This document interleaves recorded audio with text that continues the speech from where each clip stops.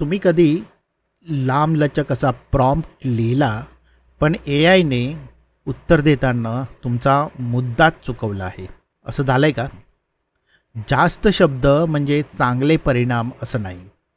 Concise म्हणजे फक्त गरजेचं आणि महत्त्वाचं तेवढं सांगणं.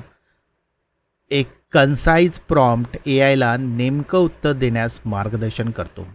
चला पाहूया एआयशी बोलताना कन्साइज प्रॉम्प्ट का महत्त्वाचे असते.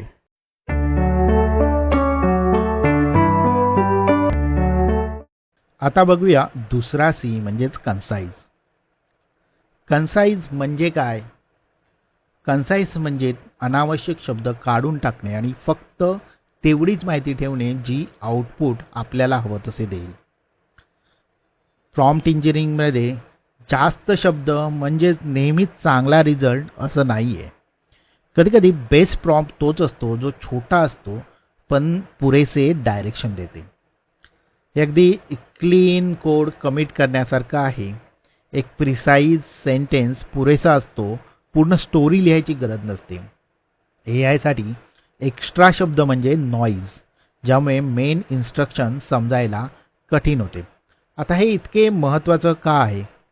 लॉंग आणि रॅम्बलिंग प्रॉम्प्ट्समुळे मॉडेल कन्फ्यूज होऊ शकतो आणि मेन ऑब्जेक्टिव्ह हरवू शकतो. डेव्हलपरसाठी याचा अर्थ असा होतो की रिस्पॉन्स टेक्निकली बरोबर असतं पण ॲक्च्युअल रिक्वायरमेंट मिस करते. कन्साइज प्रॉम्प्ट मॉडेलला फोकस ठेवायला मदत करते. आता एक एक्झाम्पल घ्या. जर तुम्ही म्हणालात की मला neural network, machine learning, deep learning याबद्दल एक डिटेल्ड, लॉंग, कॉम्प्रिहेन्सिव्ह एक्सप्लेनेशन पाहिजे, पण सिम्पल ठेव आणि थोडक्यात सांग. हे खूप कन्फ्युजिंग आहे. त्याऐवजी फक्त तुम्ही असं म्हणालात की create a 200 word overview of a neural network for a 20 minute non technical talk. Same intention पण रिझल्ट खूप बेटर असेल. आता हे तुम्ही कसं क्लिअरली लिहू शकता, कसं कन्साइज करू शकता?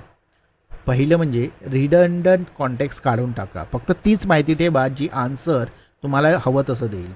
जर एखादी डिटेल आउटपुटवर इफेक्ट करत नसेल तर ती रिमूव्ह करा. दुसरं आहे शॉर्ट आणि स्ट्रक्चर कन्स्ट्रेंट वापरा.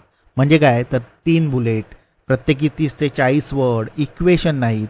हे मॉडेलसाठी खूप इझी आहे फॉलो करायला कम्पेअर टू एक मोठा पॅराग्राफ असं तुम्ही लिहिलं. तिसरं आहे शक्य असेल तिथे लिस्ट किंवा नंबर्ड स्टेप वापरा. डेव्हलपर्स आधी स्ट्रक्चर्ड लॉजिकमध्ये विचार करतात. प्रॉम्प्ट पण तसेच असायला हवेत. क्लीन प्रॉम्प्टमुळे रिस्पॉन्स इम्प्रूव्ह होतो, जनरेशन फास्ट होतं आणि आउटपुट वापरणं सोपं होतं.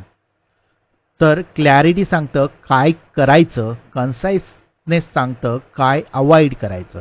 तर मित्रांनो, ही होती एक छोटीशी क्लिप आपल्या मुख्य व्हिडिओमधली. मुख्य व्हिडिओमध्ये ह्या विषयाबद्दलची संपूर्ण माहिती, उदाहरणं आणि इतर तपशिलांसह दिली आहे.